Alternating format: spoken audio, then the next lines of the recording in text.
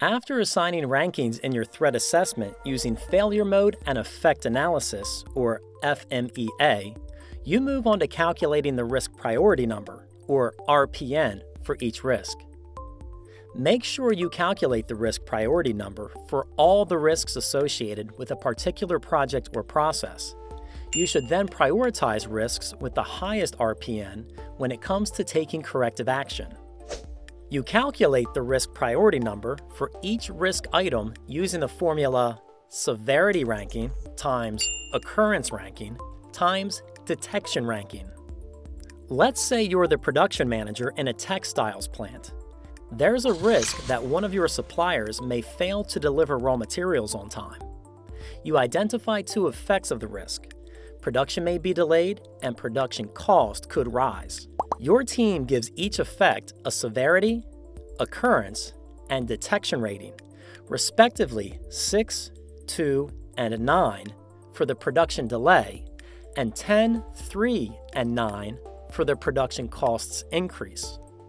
You calculate a priority for each risk effect using the formula severity times occurrence times detection.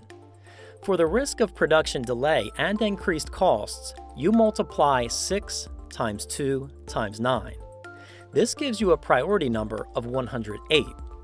If the risk had one effect only, this would be the risk priority number.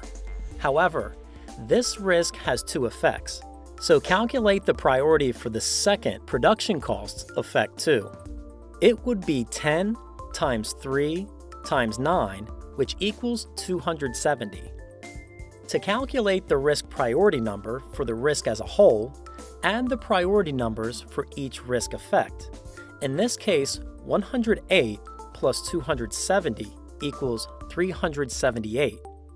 So the priority number for this risk is 378. The next step in the FMEA process is to prioritize the risks for action. Begin by ranking them in order from the highest RPN to the lowest.